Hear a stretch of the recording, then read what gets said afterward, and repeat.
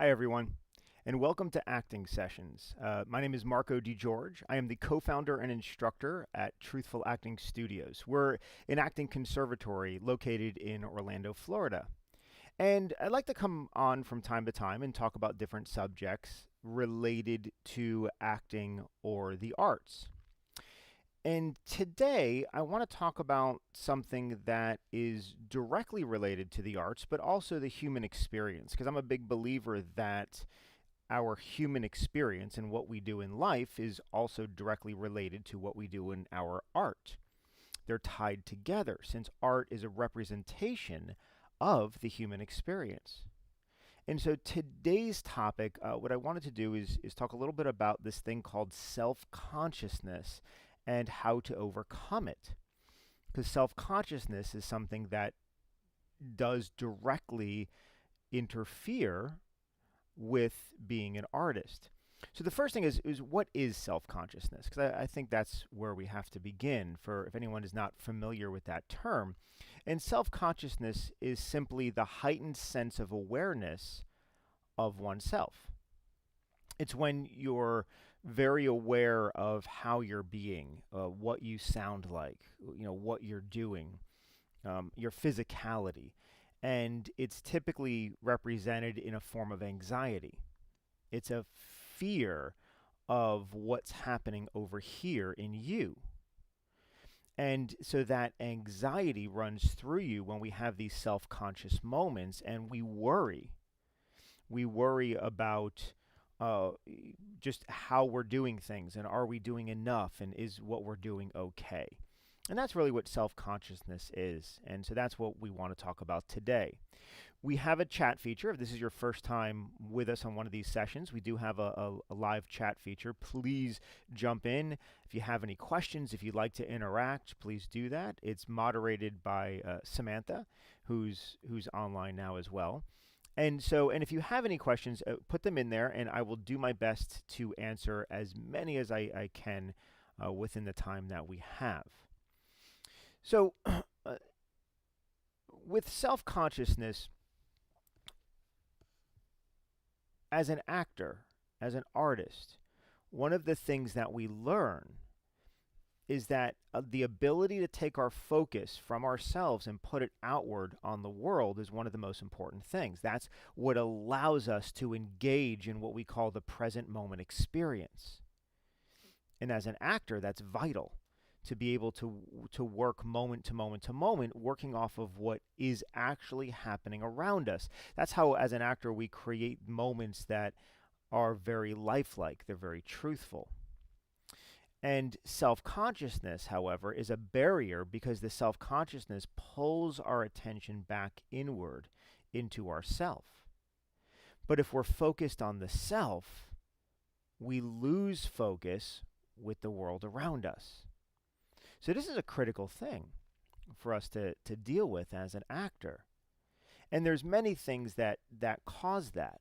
Anything that causes us to think, because when we go inward, we think. We go up here into our logical mind, and the logical mind is trying to determine and trying to figure out what to do next.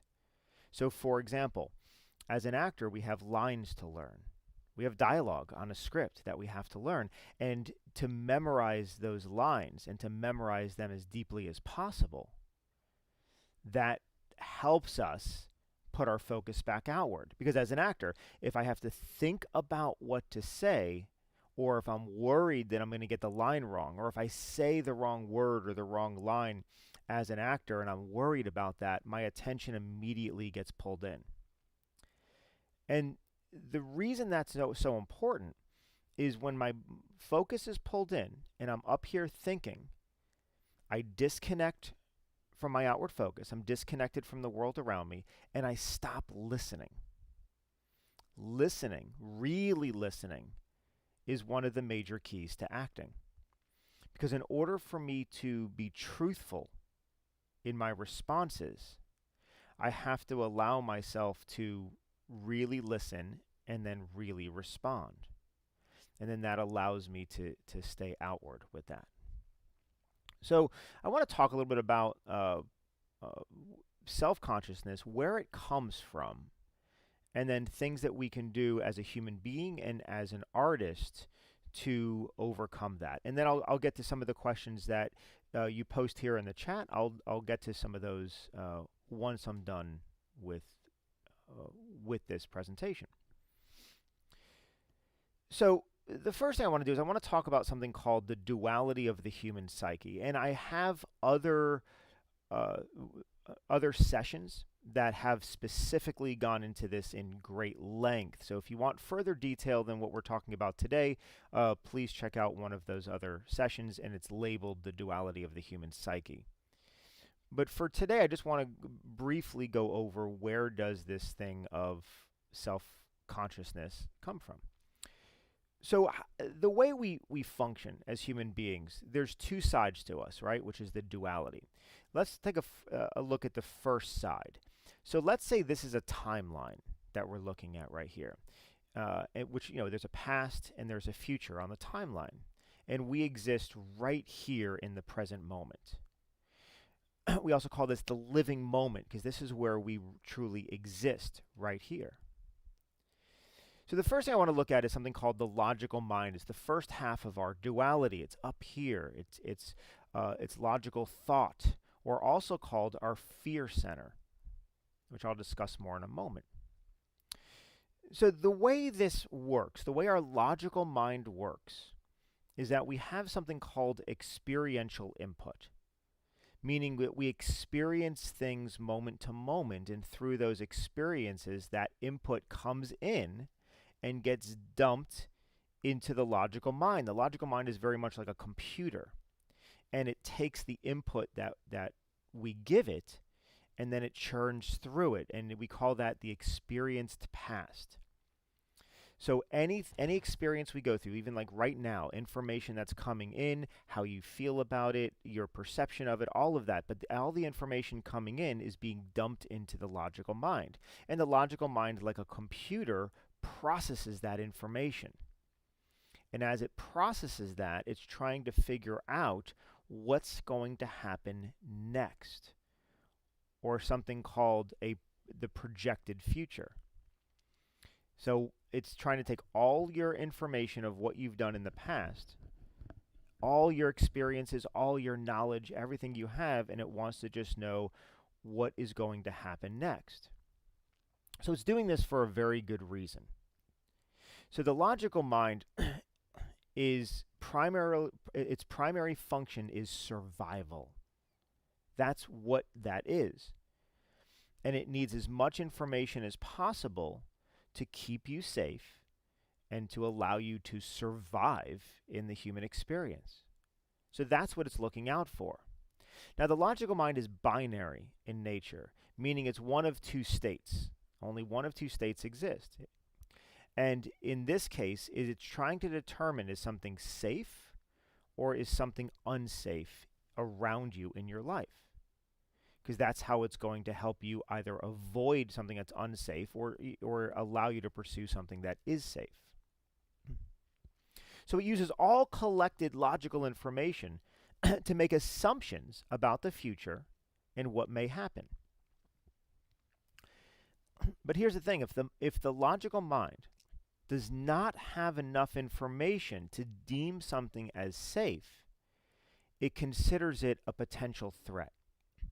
Because it's binary, it's black and white, only those two states exist. It can either be safe or unsafe. There is no in between.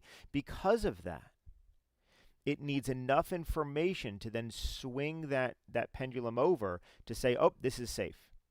If it even has the smallest amount of doubt about the safety, it's unsafe. It's a threat. So it operates in worst case scenario. So your thoughts, it operates in worst case scenario. And this is because in order to keep you safe, in order to keep you alive, it has to assume the worst can happen. And so what's the worst that can happen? You could die.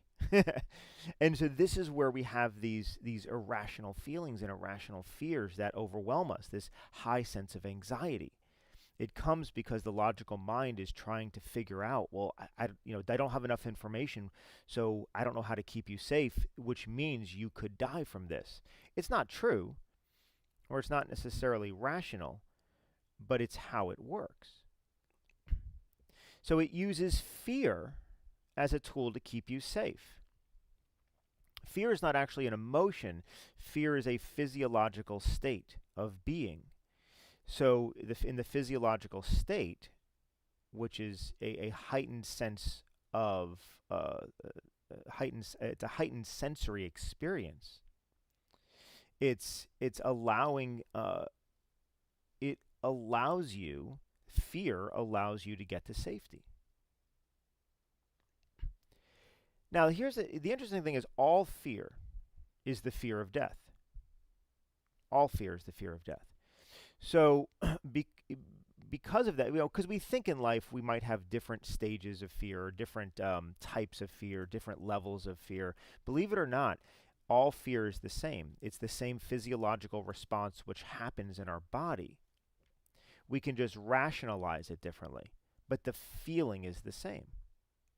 So when we feel fear, it doesn't matter if we're afraid of a spider or we're afraid of something, that could really harm us in the moment. It's the same feeling. So because of this, the logical mind is not rational in its conclusions, which is why we have irrational fear. Now, why am I talking so much about fear? Well, self-consciousness is a fear. When we're focused and worried about the self, it's a version of fear about the self. It's a fear of not being good enough or not doing enough to be okay or to navigate. And that fear overwhelms us.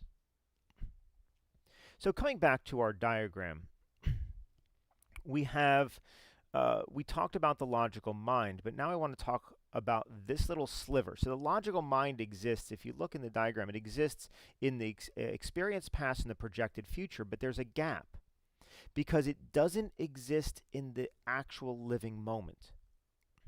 It's a computer. It only takes in what has happened, and then it computes what could happen. But it doesn't allow you to it doesn't exist right here and now. So there's a separate part of us that does, and that part is called our emotional core. Meaning it's our feelings. It's our love center. So we have our fear center in the logical mind and our love center in the emotional core. Love center meaning our desires, our passions. It's the things that drive us through life. So going back to how that works, with our emotional core, we feel our way through each moment. This is very important as well. We don't think our way through each moment. We actually feel our way through each moment, meaning that the experiences we have around us every single day are interpreted by how we feel about what's happening. So the second side of the duality is our emotional core.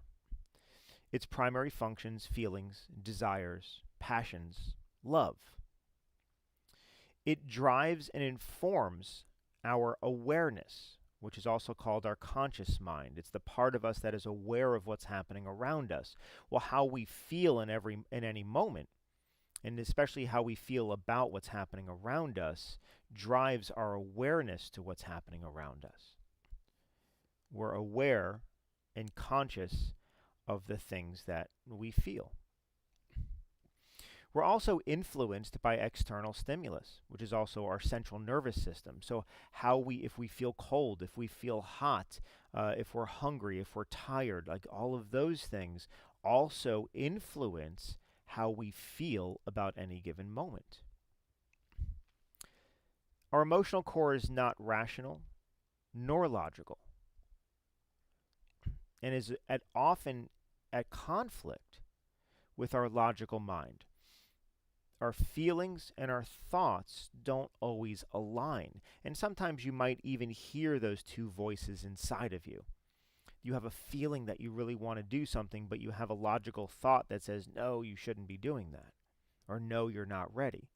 It's the two sides of us. You actually have those two voices inside of you at all times. So this is so important because the living moment exists in a place called the unknown. And as an actor, our job is to step into the living moment. That's where we get this thing called truthful acting.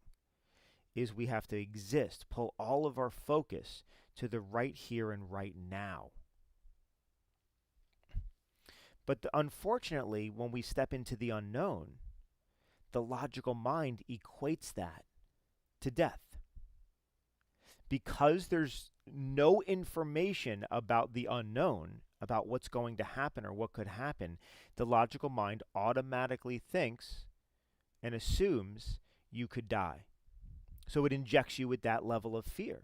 You could die right now in this unknown. So meaning as an actor on stage, we have this high level of fear. As an actor doing anything, we have a high level of fear. So it's anytime we step into this place called the unknown, which is where we must go as a creative, we will have the feeling of fear. Since the logical mind does not understand emotions, it only understands logic. It only understands things that are black and white. So since it does not understand emotions, it fears them. And this is like in life. We fear which we don't understand. But our feelings and emotions drive our memory. They drive how we experience life. They drive how we remember life. That's driven by our feelings and emotions, not by our logic. We store memories of extreme emotion. So it's our emotional input is so important because through our entire life, the things that we have stored as memory come from extreme positives or extreme negatives in our life. That's what the memories are. When we think about other things in our life, we actually extrapolate that in the moment and put it together and remember other things. But really the things that are stored are extreme highs and extreme lows in our life, based in our emotional core, based in that experience. But creativity exists in the here and now, in this living moment, and this is key to this whole thing. Okay, so one last thing, and then we'll talk more about how what does this have to do with self-consciousness, or what does this have to do with overcoming it? So there's this symbol that has been around for many, many, many years, and it's called the yin and the yang. It's one of our oldest symbols that we have, especially in philosophy. And it represents the balance of the human being, the two sides of the human being that come together and work together in harmony. So in this case, we have the logical mind on one side, that's represented, the fear, and we have our emotional core on the other, the love center, right? So we have both of those. And if you look at this symbol, it represents both of those things interacting with each other in a fluid nature. It's half black, half white. So they're in equal proportions with a dot of the other in each, which shows that it's a symbiotic relationship. They work together. And at the same time, it's also fluid. So these are not opposing things. Fear and love are not opposing to each other. They actually, when we are in balance, work together. Fear is not a bad thing. It's actually a very good thing. So, okay, so all of this to give you a little bit of education on how your fear center works, because self-consciousness is that fear. We feel it in the form of something called anxiety. Anxiety is simply the feeling of fear. So when you're anxious, there's a fear going on inside of you for whatever that is. So now, as an actor, as a human being, when we're put in situations that we don't fully understand, or we're put in situations where we don't have a clear and concrete plan of what to do about it, we will feel anxiety. Anxiety is a feeling of fear because there's an impending threat in front of you. Something could go wrong, something could happen, something could harm you. So why would we feel anxious about acting, though? It's not an actual, there's no real threat there. So why would we feel anxious about it?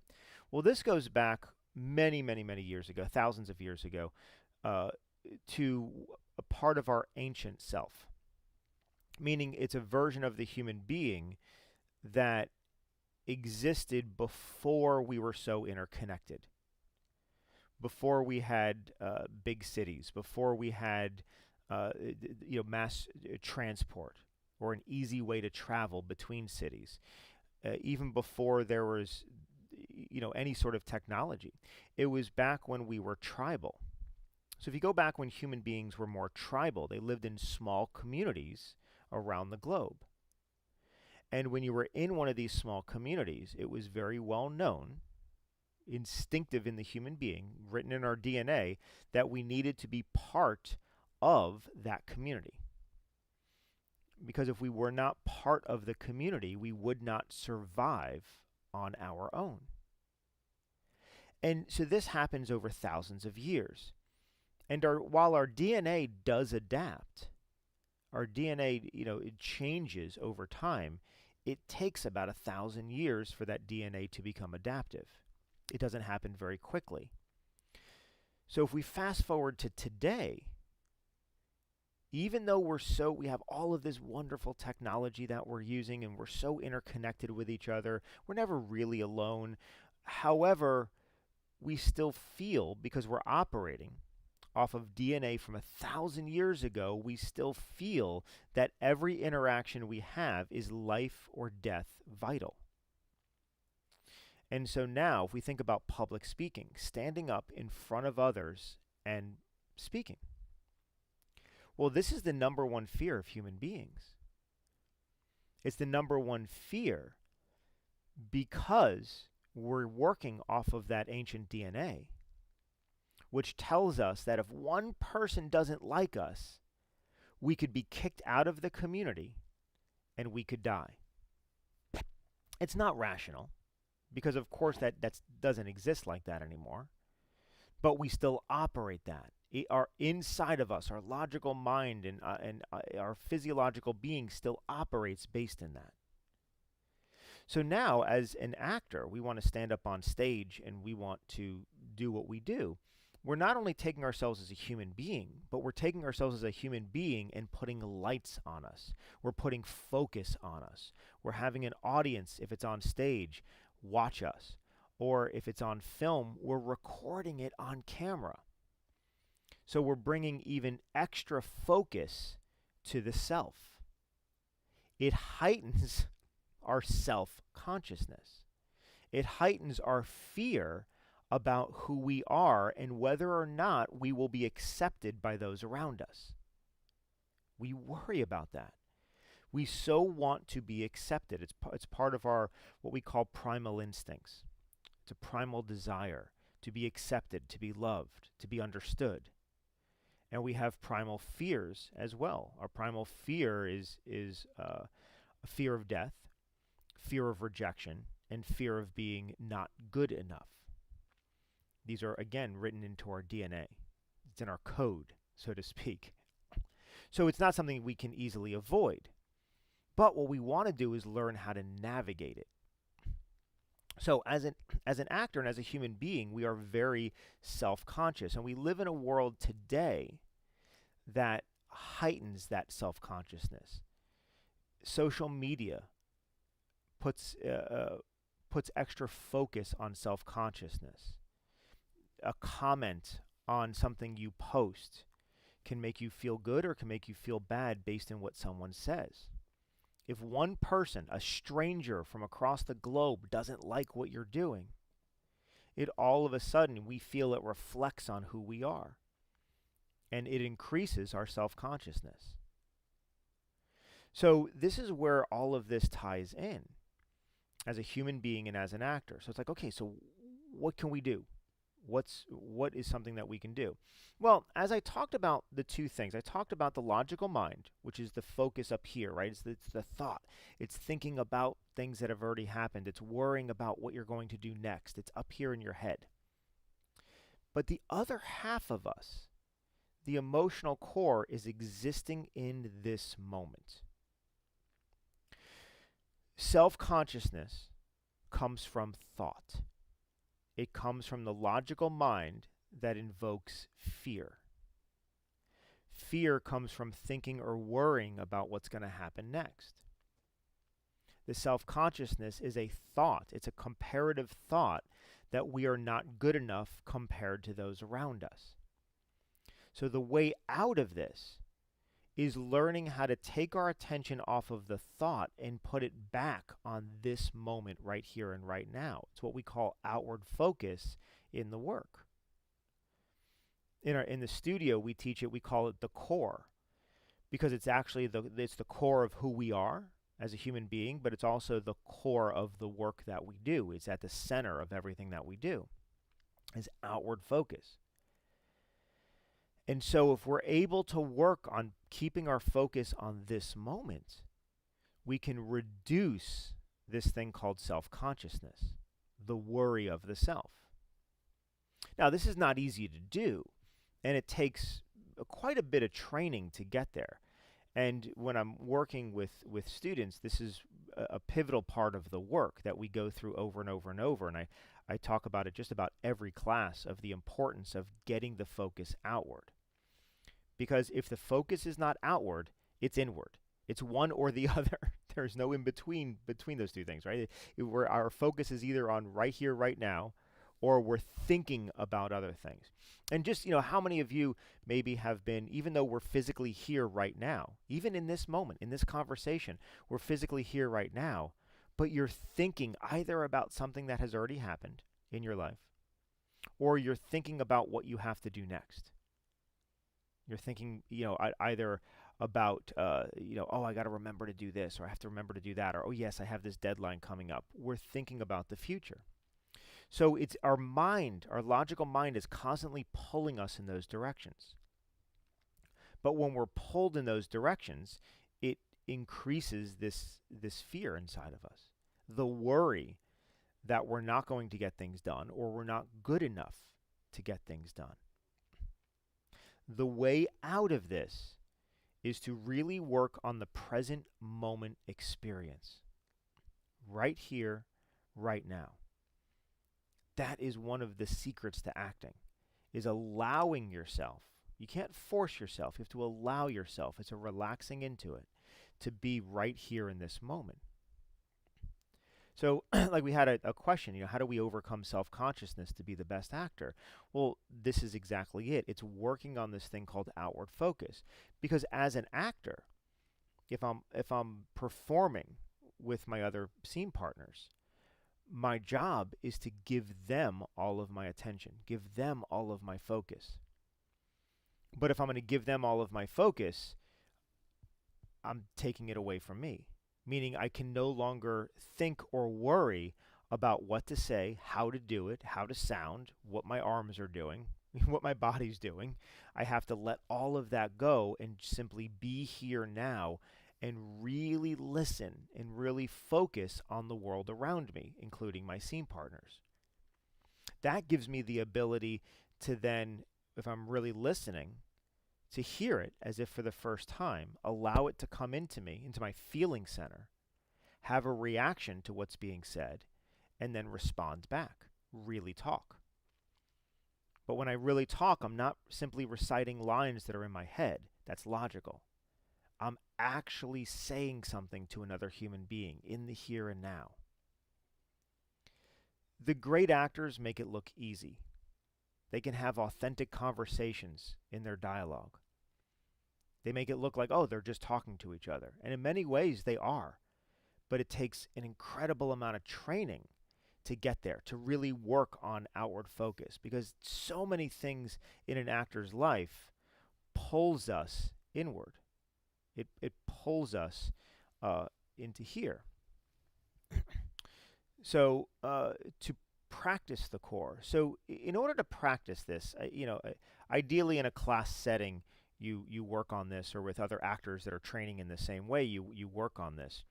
But the best way to do this on your own, if you don't know about outward focus, is to simply take a part of your day, take moments in your day, and begin to give 100% of your focus to that moment. If you're taking a walk, disconnect from technology, disconnect from everything else, and actually focus on what's around you in the here and now. Now, it would be very difficult to do at first because very quickly your mind's going to pull you back into something. But actually stop, and there's a saying, stop and smell the roses. Really do that. Like, walk up to something in nature and give it your full attention. A flower, a tree, anything, right? Give it your full attention. Feel it, smell it. Like, what is happening? Take it in visually. At home, the very simple tasks you do day in and day out, whether it's washing dishes in the kitchen, whether it's vacuuming, it doesn't matter what it is. It could be anything. Take something very small, but really do it. Give 100% of your focus, because that's what it comes from. It's not allowing the mind to wander into the past or future, but 100% of your focus right here, right now, onto whatever it is you're doing. Now, you'll probably find that very quickly, and it might be within 30 seconds, your focus goes away again.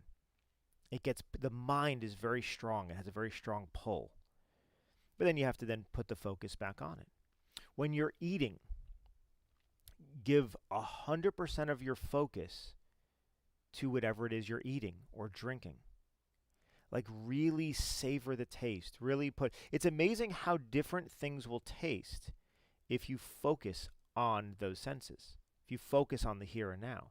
So many times in life we eat, it's utilitarian. I mean, we eat because we're hungry, but we don't actually savor the moment of eating. Savor the moment of drinking something.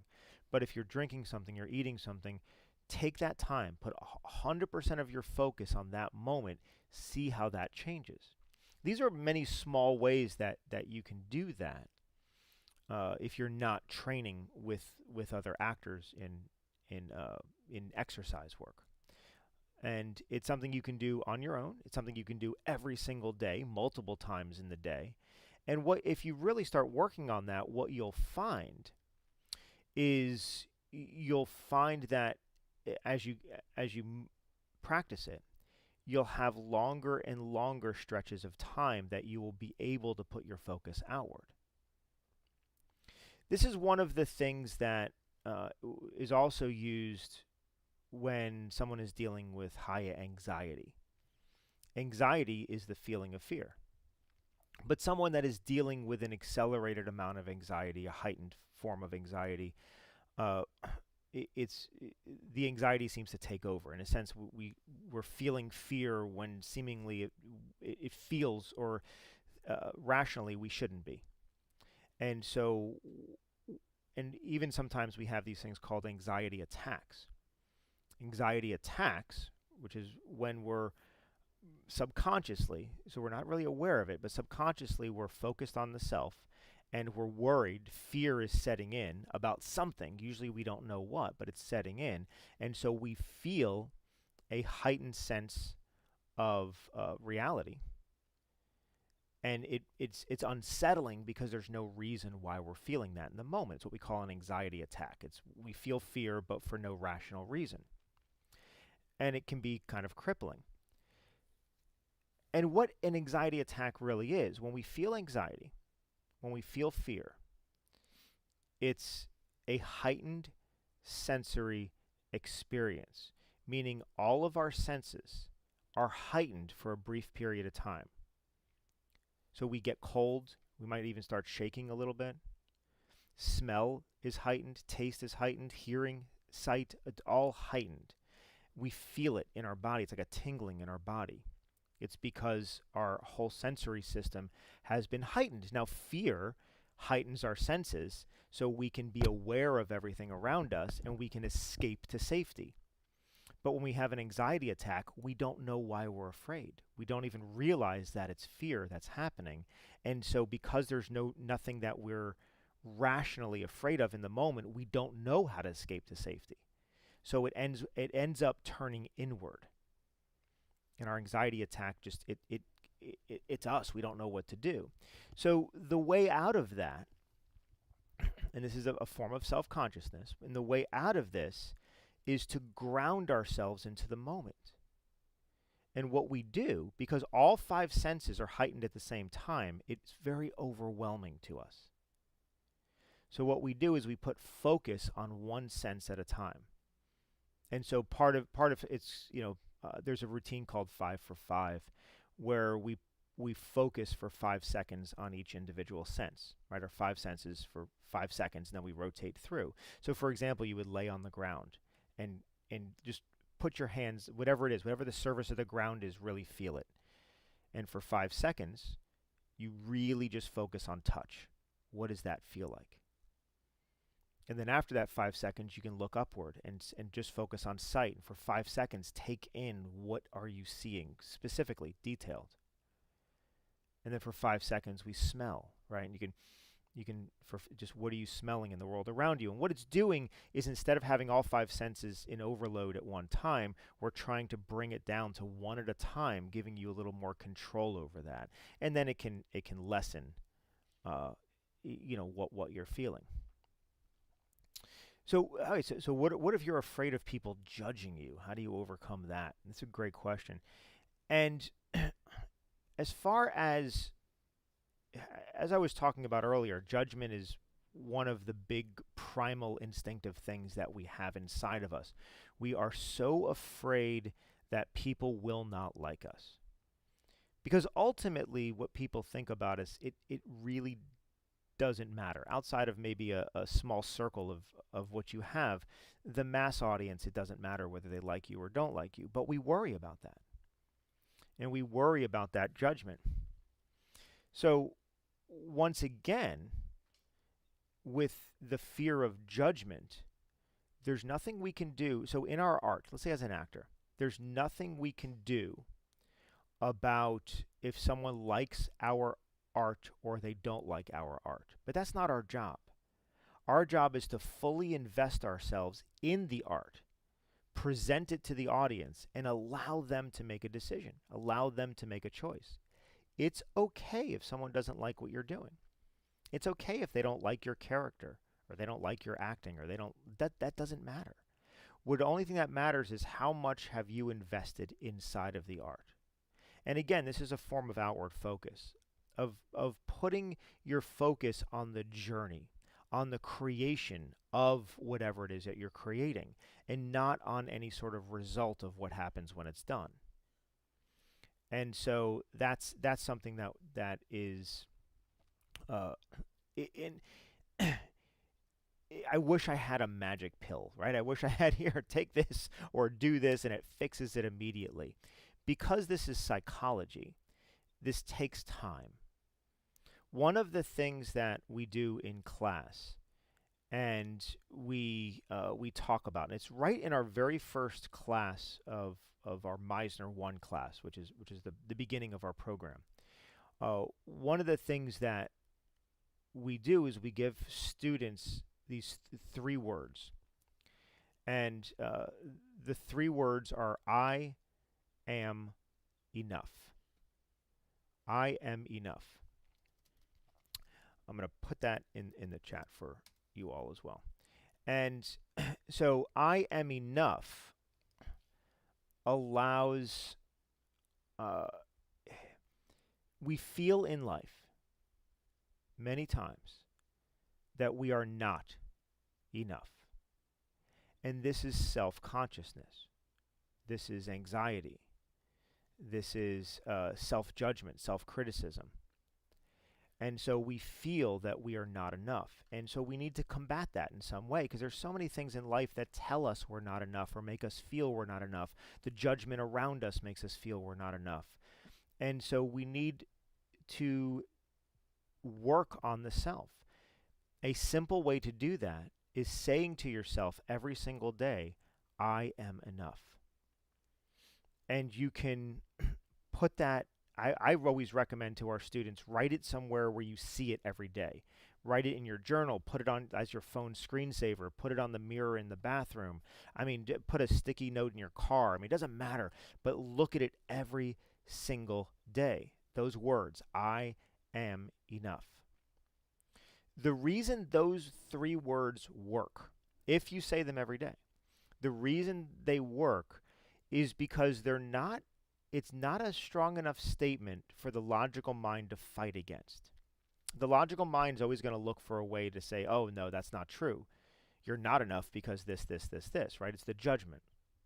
It sees I am enough, and the first time you say it, you might even shrug it off.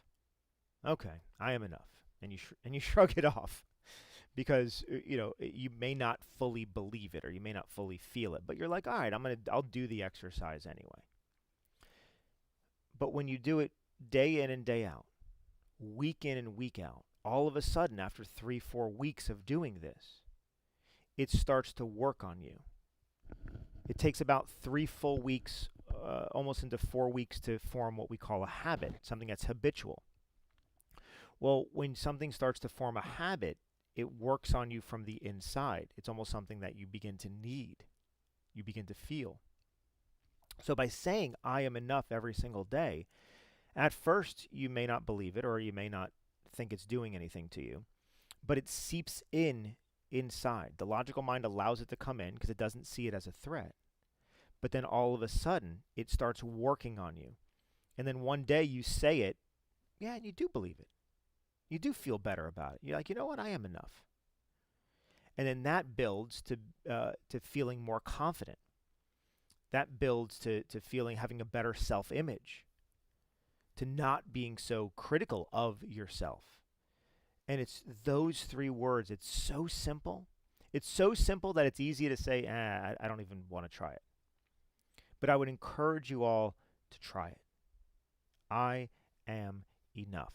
Those 3 words, put them somewhere every day. Say it out loud if you can, every single day. Whether you believe it or not, whether you think this is silly or not, just try it. Try it for 3 weeks and see what happens.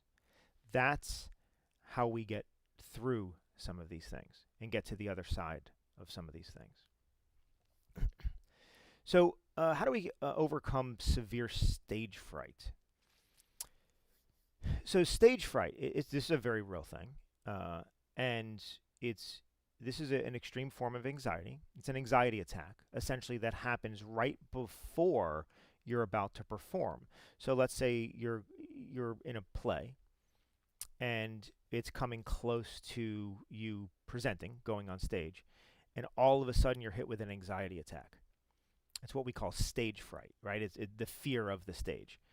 And so we need a way to overcome that, because stage fright is something that the anxiety is so strong, it can paralyze you and stop you from being able to go out on stage. And then what happens, right? The show must go on. How do we proceed? So, but it's a very real thing, and it's a very common thing. So if you've ever felt stage fright, please don't worry about it. We can overcome it. So the first thing is understanding that it's completely normal. Sometimes we heighten things to ourselves, or we're very critical or self-judgmental because we think, oh, we're going through this, but so many other people don't. What I can tell you is all actors fear the stage.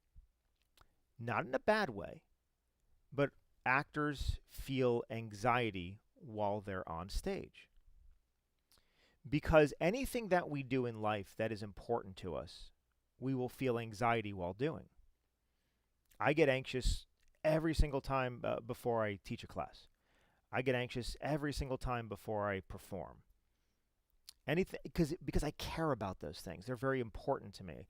I want to make sure that I'm doing the best job possible. So because of that, yeah, I feel anxiety. The anxiety comes from I'm about to step into an unknown moment. Before I teach, it's an unknown moment. Before I perform, it's an unknown moment. Even though we've rehearsed it, what I'm about to do on stage, I've never done right now before. It's unknown. So as an actor, I can tell you that I stand backstage and I'm hit with anxiety. But because I've done it so much, I'm very used to that anxiety, and it's hard to say I like the feeling, but I can navigate through it in the sense of I know it tells me that I'm alive right now. The anxiety tells me that what I'm about to do is important to me. What I'm about to do I really care about. So that helps me. I'm like, yes, to me as an actor, I I desire to be anxious before a performance because it speaks to how much I care about what I'm about to do, and that I'm about to step into the unknown, which is where creativity and art lives. But it still is a very real thing. So with stage fright, there's two things that you need to do uh, to overcome it. There are two very technical things. Now, of course, aside from what I'm about to give you, there's also breathing. First of all, take a deep breath, right? Take deep breath in and a nice deep breath out. I want you to go, you take it in and out. Breathing. And you'll get this advice from so many people, and you might think it's silly. It's like, well, okay, yeah, obviously I'm breathing. Because when you're anxious, you're over breathing. You almost get to the point where you're hyperventilating. But what's happening when you get anxious, you shallow breathe. So we take quick breaths in, and it only goes to about here, our upper chest, and then we breathe out. Because of that, we're not getting enough oxygen in our body. So when someone tells you to take a deep breath, what they're saying scientifically, what's happening is we're saying we need to get air deeper in your body. We need to get more air, more oxygen in your body. The more oxygen you have in your body, the more oxygen we get to our brain, everything slows down. Everything calms down.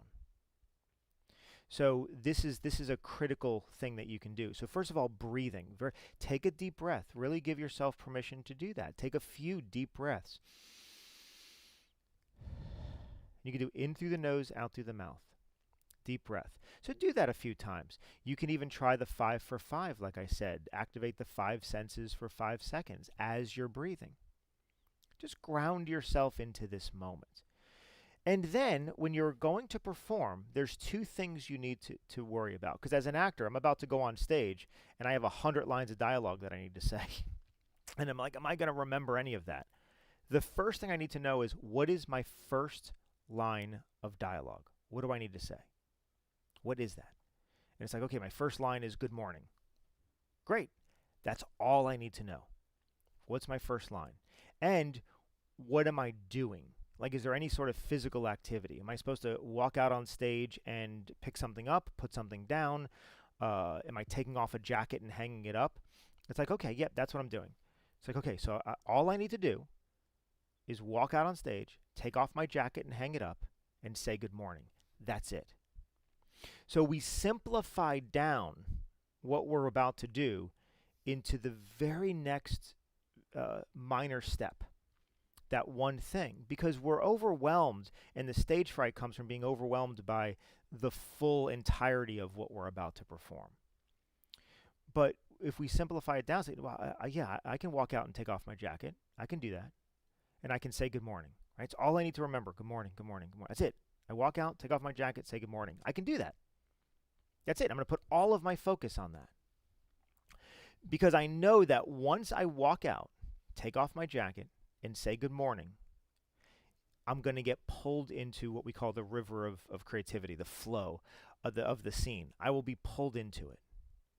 I will no longer have the stage fright. Stage fright or anxiety happens before we interact with what we're afraid of. Once we actually interact with it, something else occurs. So the stage fright is only occurring before we step out on stage. Once we do, if we can do these very simple things, say your first line, do your first task, if we can do that, and that alone, the scene, the work, our artistry, our partners, everything else will pull us in. All of the rehearsal and the practice that we've done to that point will take you over and get you into the flow. It's a very simple trick, but it works. It works every single time. So I stand backstage and just say, I just got to walk out and say good morning. Walk out and say good morning. And it's weird. The moment I walk out and say my first line, I get pulled. I'm not even thinking about it anymore. The anxiety immediately goes away. It transforms into something else. It transforms into something called energy that we're using now in the work. I'm putting all my focus on my partners at this point, and I'm in the scene. It's only occurring when we have time to think about what we're going to do, right? The logical mind thinks about what's going to come. So it means we're not here in this moment. We're thinking and worried about what's going to happen next. But once I get myself into that moment, it goes away. So if any of you ever suffer from stage fright, just know, take a deep breath. Just know what is the first thing you need to do when you walk out on stage, and just do that.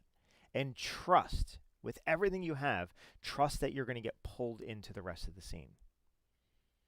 And when I train actors, we train at such a deeper level, meaning that the amount of rehearsal we do, and as hard as my students work, I know every time that the moment, all they need to do is get out there. And once they're out there, man, the scene takes them over. And it's beautiful every single time. But the fear before the scene is very real. It's very, very, very real. Now on film, this is a little different because film is so segmented. On film, it's similar to just say what you need to say or do what you need to do. But really on film, once you're on set, this occurs typically in the very start of a filming day or the very beginning of whatever it is you're filming. We have anxiety about doing that. But because film is so segmented, we do shot after shot after shot, take after take. Like we're literally refilming the same thing over and over and over. We very quickly ease into that. And so film kind of gives us a built-in way to deal with it. And really with film, there's no rush. It's not like on stage where we have to enter the stage at a certain moment or the show stops. With film, we have more flexibility. So this is really gonna affect you more on stage than anything else. And then the last thing I would say about dealing with self-consciousness and anxiety when you're performing is rehearse as much as you can. Meaning whatever role that you're going to do, whether it's film, television, commercials, stage, work on that as much as you possibly can. Put as much effort as you can. The one thing you have in your full control is your memorization of your lines.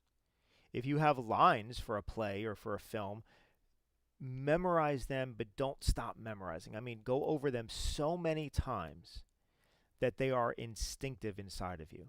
You want to memorize your words to the point where you don't have to think about what you have to say.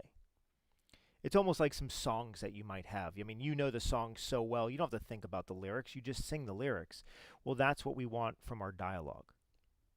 We want to be able to say it to the point where we're not thinking about it, but we know what to say next. That gives you so much confidence as an actor. And it allows you to feel really strong about what you're about to do. And it's one less thing, a major thing that you don't have to worry about as well. Because we do. We worry about our lines more than just about anything else. That's really what we're afraid of. We're afraid we're going to walk out on stage and have no idea what to say. That's really what we're worried about. And so if we really know what to say, you won't have that. So coming back to, I want to come back to I am enough for a minute. Self-consciousness, Sanford Meisner told us.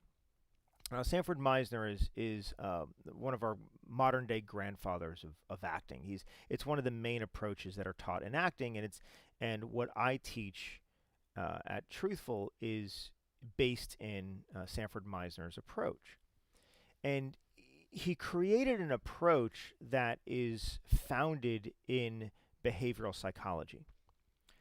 Meaning there are other approaches out there, and some of these other approaches, while they're very good in their own right, they're more about the art itself and the skill and the craft of what this is. And what I love about what Sandy Meisner did was he looked at psychology of the time, and he says, well, what do human beings struggle with? And how can we work on the human being at the same time we're working on the artist? Because really they're the same thing. Art and life are one thing. Because as an actor, it's very difficult for me to be closed off and very self-judgmental and self-conscious in my life, and all of a sudden be this open, free spirit on stage. It doesn't work like that. Who we are in life will be reflected by who we are on stage. So he created an approach that that is based in human behavioral psychology. And part of that is saying that, he said, in order to become a better actor, a better artist, we must first learn over a long process to become a better, fully functioning human being. And what he meant by that is, by fully functioning, somebody that allows yourself to fully feel, to be empathetic, to be understanding, to be outward focused. Because in life we don't do that. And he noticed this. He said, because he would go and he would look at different performances of the time. This is, mid 1900s, and he would look at different performances and he would say, well, why does one feel authentic and truthful and one feel false? And he said the one that would feel authentic and truthful was, they were outward focused. They were really talking. It felt as the audience, as I was really listening to an actual conversation that was happening right here and right now. And so that was, but he said the ones that feel false, it felt like the actors were simply reciting dialogue back and forth. There was no connection between them. He said, okay, this is interesting. So then he looked at it and said, well, what's stopping these false actors? What's stopping them from just really having a conversation? And through all of his work in psychology, he came to the conclusion that they weren't really listening to each other. They were hearing the words and responding with their side of the dialogue, but they weren't listening right now as a human being listening to understand. They weren't doing that. And they weren't doing that because they were self-conscious. And so Meisner developed an entire approach to acting that deals with that element. He said actors are self-conscious and therefore they don't listen. And since listening is one of the main keys to acting, we must deal on the human self-consciousness first. And that is what our entire approach is grounded in. And so what we teach, what I teach at the studio, a lot of my lessons online, and we have so many. If you go over to our YouTube channel, we archive all of these sessions over there, and there's so many different sessions that you can watch. But we talk about, it all comes down to this same thing of, if we're self-conscious, we don't listen. And so our goal is to get our focus outward. Our goal is to be in the here and now. And it not only helps you as an artist, it helps you as a human being. It helps you function through life. And what I love seeing through my students, more than anything else, right? Because I teach acting. And then I teach directing, and I teach some other things. I teach in the film department at the university, right? So I'm teaching in all different aspects of this. But what I love across the board to see in my students is that they as a human being have changed, meaning that they have found a way to incorporate these lessons in their life, and they feel more confident, they feel more free, they feel more empowered. And to me, that's what this work can do. It can make you feel more in control of your own destiny. It can lessen your anxiety, or give you tools to lessen your anxiety, or at least give you tools to work through certain anxious moments, to give you tools to work through fear, to give you tools to build your own image and self-confidence. And that's what I love about acting, this particular art form, is I think it has that power to heal us as individuals. And then from there, we turn around in our performances and it heals those around us. That's what our stories do, which is also, to me, very profound in the art.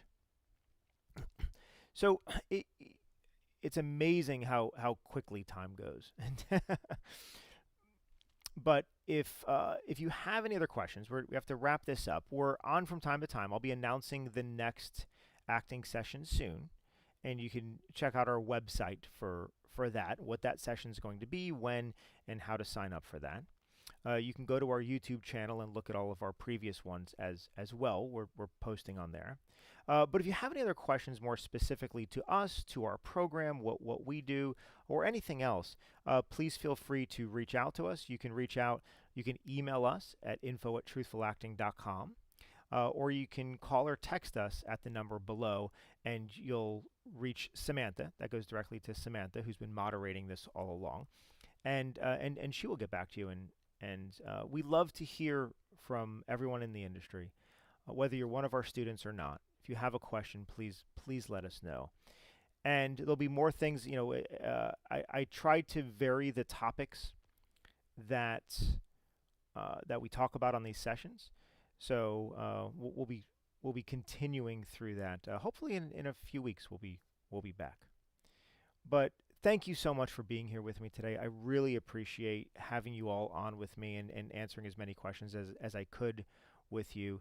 And I hope you have an amazing week and hope to see you all soon. Bye.